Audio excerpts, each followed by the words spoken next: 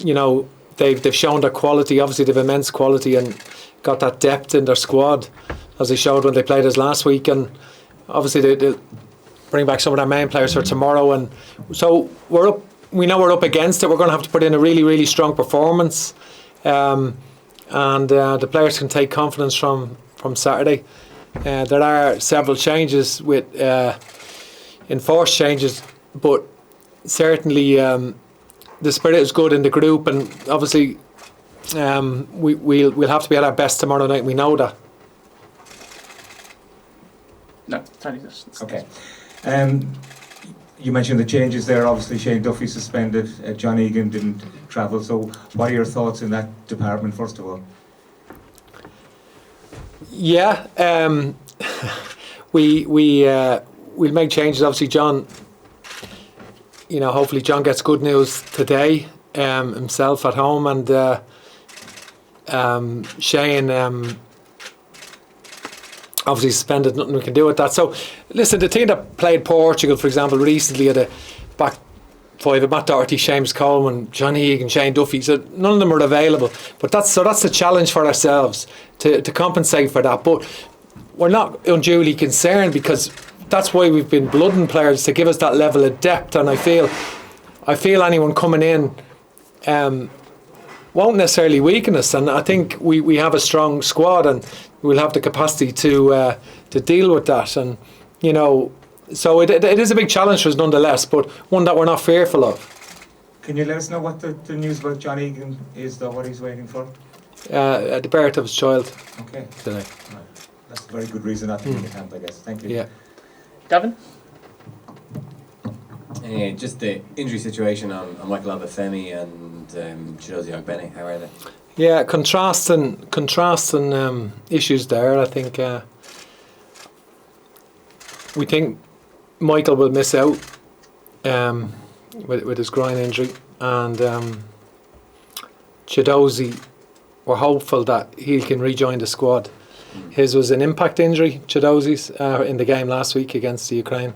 So he's just been quite sore one, very painful, but we're hopeful that he can rejoin tonight in training. Yeah, and now it's just because it rained so much today, I haven't seen the pitch. Is there any concerns in that regard? No, I don't think so. I think we're okay. And just one for James. James, you're coming into this game off a bit of a high, of good performance personally against Scotland, and a good result for the team.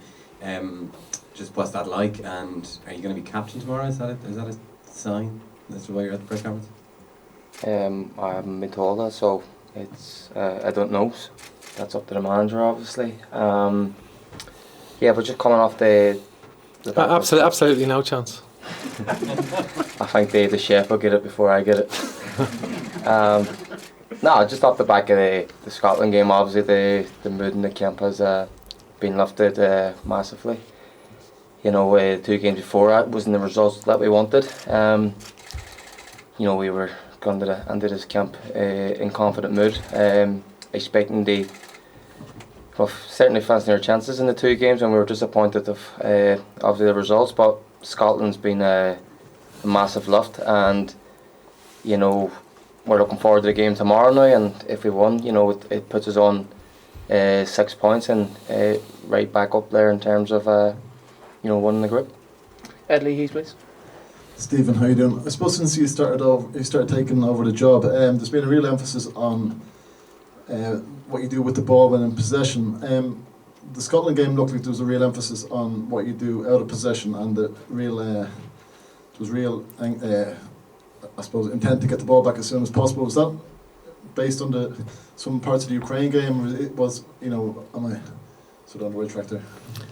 Yeah, no, I understand the question, but I think consistently we've really improved sort of out of possession over the last number of months. I feel, even going back to games like Portugal away, Portugal at home particularly, we're hunting the ball. Even the first 20-25 minutes against Ukraine, with incredible pressure on Ukraine at that time in terms of with our out of possession, the work rate of the players and everything worked well. But obviously Ukraine played themselves into the games. The game opened up, they were quite expansive, and they are excellent, I must say, at retaining possession. They're all technically proficient.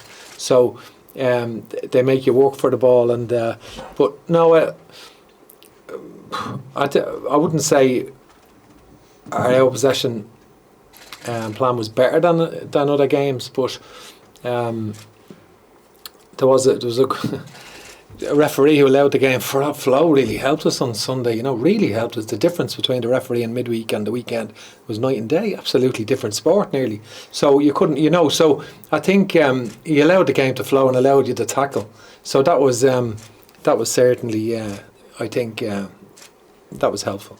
And then just you think, in terms of the formation then, and the way the strike partnership went for you on Saturday with Troy and Michael, obviously if Michael is not available, are you still looking at that same sort of combo of getting maybe a more natural striker to link up with someone like Troy to really, I suppose, to allow the midfield to keep the pressure on, I suppose, as well as getting a more compact front unit?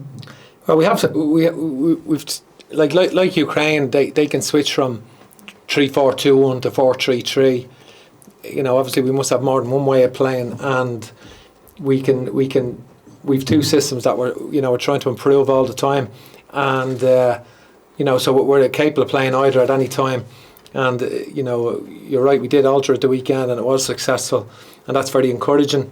And so we have to consider that. Obviously with Chidozie Ogbenya back, which is a different option. And so these are things that we have to consider. Damien, please. James, as one of the senior players in the squad now, how excited are you by the young players that are coming through? I'm very excited. I think they're obviously showing the ability and potential they have, and the more experience you get at this level, the more that's only going to enhance their ability. So, yeah, very exciting. I think the future's bright, which is obviously a nice thing. I think you've seen Saturday, the young lads, Nathan Collins at the back, the shift Jamie Lumby put in the middle of the park, and then you look at the second and third goals between Troy and Michael. What they can do is it's obviously very pleasing, and it's just nice to be here and see that day in day out, and potentially what they could go on to be. And at the stage of your career you're at now, does every cap become more special? No, the every cap's special. You know what I mean? No matter what age you are, that's the way it's always been for me anyway. You're representing your country. You're putting on the shirt. It's a special feeling. So, no, look, it doesn't matter if it's my first cap or 150 cap or whatever. It's still that same special feeling, and I think that's the way it should be treated also. Assuming you stick with three at the back, it's going to mean either a competitive debut or a full debut for a centre half, unless you move somebody in there to out of position. How big a challenge would that be in the circumstances given the opposition? Yeah, I have confidence in all the players selected in the squad. So I hear your point that we may not have the level of experience, and that's something we have to contend with. But nevertheless, I have faith in the players in the squad, and the margins between some of the players are very finite, and it's very. We see that ourselves when we have 11v11 games. So it's something that we're capable of dealing with. John Fallon. Stephen, is tomorrow's challenge bigger than Saturday?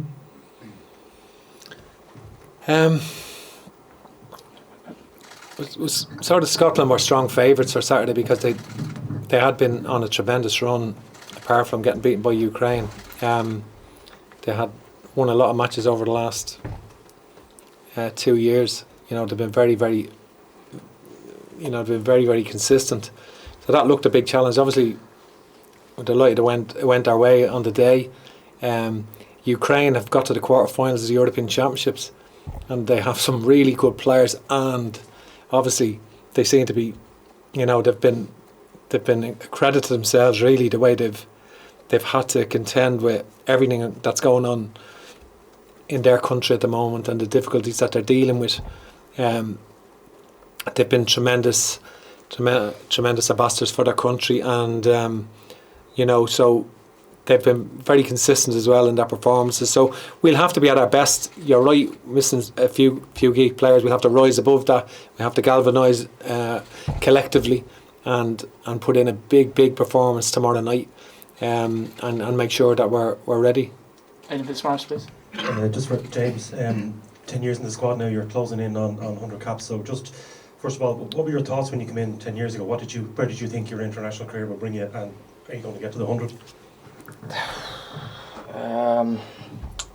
First off, coming first into the camp, you just want to obviously be able to show your ability and obviously take it one camp at a time. And obviously, you know, you hope you're going to have a long international career, but you know, you never know. Like form, opinions of managers, injuries and that, you know, dictate that. So I've been very lucky that for 10 years now that I've been picked for every single squad that I've been available, which is what I'm very proud of. But you know, the 100 cap, you know, again, that depends on a lot of things. All the things I've just mentioned there, you know, form, being picked, injuries, etc. It's not as obviously, look, it's if it's to happen 7 games away, and a lot can happen between now and then. So, look, like the old boring cliche goes, one game at a time. Just as a senior player, just talk about the mood coming into the Scotland game. Again, you were around a long time, but the pressure. Like, do you need to guide the younger players? How do you do that? Do you tell them not to read stuff online, not to read the papers? Or how did you help those players through that? Because it was intense, those 2 defeats. Yeah, look, it's like I said, it's the comps can be a bit low coming off the back of 2 defeats, but young lads are resilient. Do you know what I mean? They just look forward to the next game, and obviously, as senior lads, we're here if they need any guidance. But look, they're resilient enough to meet. They keep going. They play with that no fear. Outside noise, look, good or bad, you can't control that. It's something I was guilty of probably earlier in my career, you know, getting caught up in that. But as you get older, outside noise, like I say, good or bad, can't affect what you do on the pitch. That's when you step over that white line, it's on you. And yeah, look, we've got a good set of youngsters here who seem to have a good character about them. Like again, I said, resilience. So yeah, I think they'll be all right. Just on that, just from my point of view, even obviously I've known James a long time because I managed him as a young player, but even when I took over as manager of the senior international team, I thought James was losing half a yard, because he had a foot injury at the time and it was tough for him. When he was at Stoke, he had a foot injury, and I thought, right, James maybe is on the, you know, still be effective, but on a decline. But it's incredible, like the level of like Anthony's got quicker over the last year, and it's down to his sort of this rigorous training regime he has. And he was unfortunate coming into camp that he'd only played 1 match in 8 weeks because he had 2 injuries. He got a knee injury, and then he had a toe injury after coming back and playing in the last game. So to get to the levels they've got to is just phenomenal, and it's a great example to all of the young players, you know, because to how the longevity in his career is obviously due to just his absolute commitment to his physical condition, and that's the reason he has a great chance of continuing in his career. Paul Lennon, please. Obviously, James, the result and the performance is the most important thing, but how much personal satisfaction did you get from your own display on Saturday? It's obviously nice to you know, be selected first and foremost, and with that, then you know you have the responsibility to perform, because you know you get selected based on how you perform. So it's obviously it's quite pleasing. They play well. It always helps that when the team's at it as well, and you have 10 other lads who are right at it. So no, look, nothing is taken for granted here.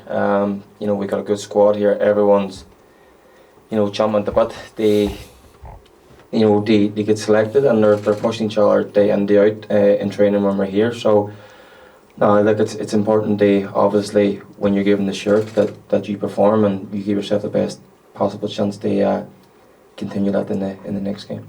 With your fitness levels, and you've always been incredibly fit and disciplined.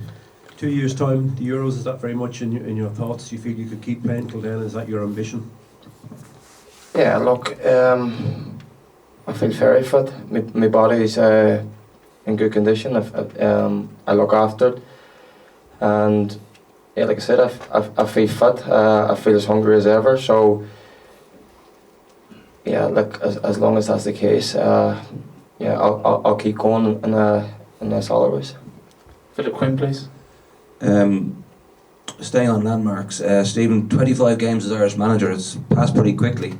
How do you assess it so far? Yeah, I'm probably, that it's a big question obviously to discuss my whole reign as manager, but certainly we're just really focused on tomorrow's game now against the Ukraine. We know that they have a formidable team, and we know that we've a broader squad now. We have a lot of competition for places and going into the game, and then one of the things about missing, really we've a leadership group of 3: Seamus Coleman, John Egan, Shane Duffy, and none of them are here obviously for different reasons, and they've all incredibly committed to their country. So it's a big challenge for us tomorrow, and one that we want to absolutely rise to. Dan McDonald, please. Hey James, how are things? James, every time there's a bad result, there's always a debate about the state of the team, and I think you might be aware of it. We don't have the players is a common comment that would be made. Look, what's your assessment of the potential of this group and where it can go, maybe in response to those type of discussions? Like I said before, Dan, there's a lot of ball in here, especially with the younger lads coming through. So for me, going forward, like I feel this team can achieve a lot. Like I said, they're only going to get better with experience, and these little setbacks sometimes can be a good thing, because it's nice obviously when things are going well and you're getting patted in the back and you're being told you're brilliant, this and that, but sometimes you need that little bit of that little reality check. And I think over the last 2 games we've probably come in expecting they won both games, and we probably haven't, and it's probably give a couple of, like I said, the lads a little bit of reality check. They say, like, we're not, we have to earn every one here. We have to show up and we have to perform, and we did that on Saturday. We bounced back pretty well. So yeah, with the ability and the character of these young lads we have in this squad, I can see this being a very successful team. Do you learn more about that character after a defeat? Do you generally find you learn more about people in those low moments, maybe? 100%. Like as the older lads, you kind of think about the game a bit more, so you're probably a bit more moody, a bit more annoyed. But like I touched on before, young lads are resilient. They kind of lift the mood around the place. You know what I mean?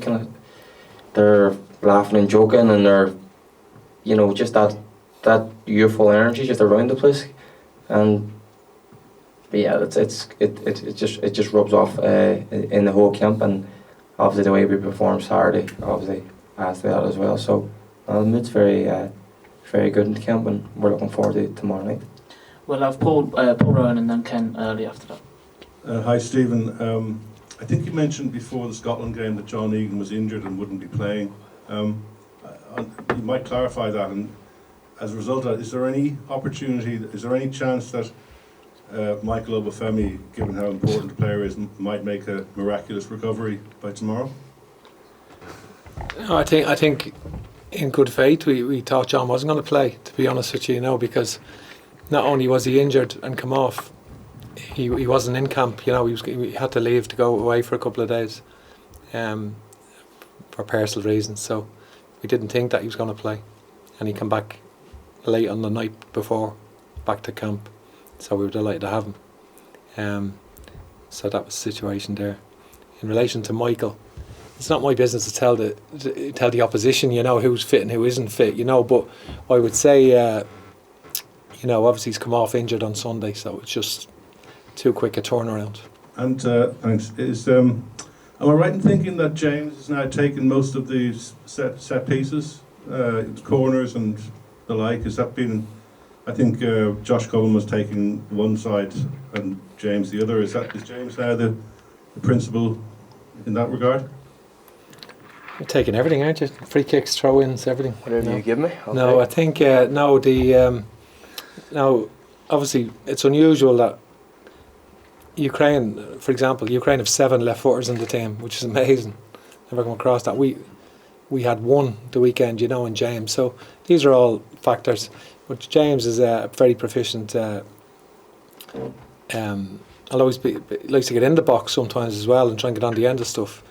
So it depends on the selection of the team and so forth and who's selected. But yeah, James has taken a lot of corner kicks for his club this year, and he's good at that. And finally, Ken Early, please. James, just the manager mentioning your training regime. I just wonder, do you actually do do you do extra stuff besides what you do at Wigan, and can you give us a sense of what's involved there? Yeah, I love my boxing, so I do a lot of boxing. And enjoy the gym work as well. So it's just kind of my release of just kind of whatever pressures or frustrations that I have. It's just a way for me just to release all that. So, and I've taken up boxing, which I've really enjoyed as well. So that's kind of a bit of a passion of mine. So that kind of goes hand in hand with keeping fit and doing something I enjoy. How many hours a day are we talking about? I train all day. My wife bless me, but unfortunately I've got 3 kids, and she nags me about going to the gym. So, just whenever. Don't know what I mean. I'm quite lucky that I've got a nice gym at home. So it's not to say that I have to leave the house to go to the gym. So I don't know if that's a good thing or a bad thing, because it's right there. But it's something I've done my whole career, and I feel it's served me well. So at this stage in my career, I don't think there's any point in changing now. We'll squeeze in one last one from there. So, James, could I just ask you how proud you and your family are about the mural of yourself at home? Yeah, let's wrap it up there. Okay. Thank you very much.